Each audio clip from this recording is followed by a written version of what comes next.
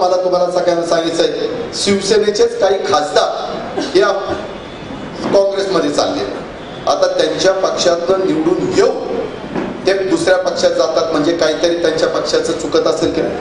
नारायणराव राणे मुख्यमंत्री असताना त्यांचा पक्ष सोडला, विरोधी पक्ष नेते होते, लाल दिवा होता, सगळं होतं, तरी सोडला. विनायक निमणनी सोडला, माणिक कोकाटेंनी सोडला, आमदार होते, आमदारकीचा राजीनामा दिला. कोळंबकरांनी सोडला, शंकर कमळेंनी सोडला.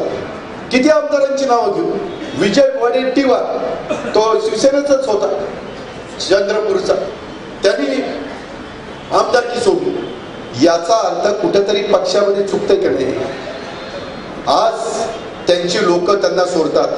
त्यांचे घेतलेले मुख्यमंत्री केलेले त्या मनोहर जोशींना तर काहीच किंमत नाही.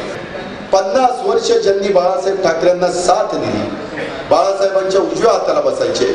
मी त्या दिवशी टीव्ही मध्ये बघत होतो, त्यांना हुर्लिओ केली, दिलीपराव भाषण करून दिले नाही, ते बिचारे त्यांच्या गाडीत बसून निघून गेले.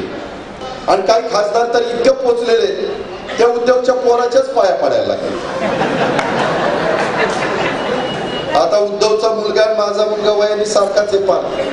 आता ती 20 वर्षाची पोरं त्यांच्या पाया पडायचं.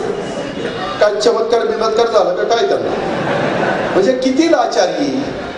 उलट तानाजी इथं बसलाय, बाकीच्या आमच्या सगळ्या नगरसेवक काय कुणी पाया पडलं तर मी सांगतो अजिबात पाया पडण्याच्या भानगडीत पडू नका.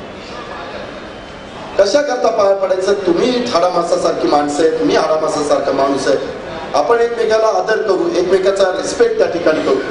पण इतकी लाचारी तिथं आम्ही स्वतः बघितलं.